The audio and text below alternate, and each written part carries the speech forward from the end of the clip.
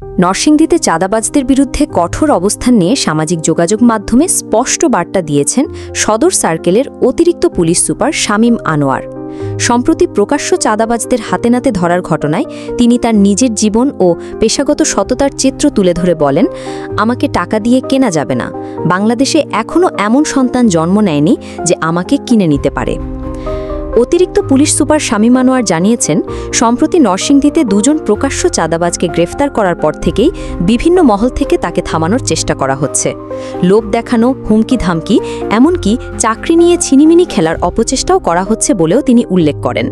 তিনি বলেন, হয়তো ভাবছেন পুলিশ অফিসাররা এমন আওয়াজ দিলে পরে কিছু একটা প্রত্যাশা থাকে, কিন্তু আমার পুরো চাকরি জীবনে কেউ যদি প্রমাণ করতে পারেন যে আমি এক কাপ চা পর্যন্ত কারো কাছ থেকে খেয়েছি, তাহলে আমি স্বেচ্ছায় চাকরি ছেড়ে বাকি জীবন কামলা দিয়ে কাটাবো। শুধু তাই নয়, নিজের পদের মায়া বা ভয় ভীতি তার মধ্যে নেই বলেও উল্লেখ করেন তিনি। আমি ভবিষ্যতে চিন্তা করে কাজ করি না, এমনকি কালকেও যদি চাকরি ছাড়তে হয় তাতেও আমার কোনো দুঃখ থাকবে না, কারণ রিজিকের মালিক আল্লাহ আর জীবন মৃত্যু তার হাতে।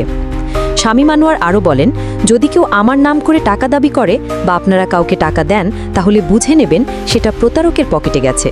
আমি আবারও সতর্ক করছি, সংশোধন হয়ে যান, নয়তো আমি একজন নগণ্য পুলিশ অফিসার হয়েও আপনাদের মতো প্রভাবশালীদের বিরুদ্ধে দাঁড়াতে বাধ্য হব। তার এই বক্তব্যের মাধ্যমে নরসিংদীতে পুলিশ প্রশাসনের দুর্নীতি বিরোধী কঠোর অবস্থানের প্রতিফলন দেখা গেছে। তিনি ঘোষণা দেন, ইনশাআল্লাহ নরসিংদীর ডিকশনারি থেকে চাঁদাবাজি শব্দটিকে বিদায় করা হবে। অতীতে যা কেবল ভাবনাই ছিল, এখন বাস্তবায়ন শুরু হবে নরসিংদী থেকেই।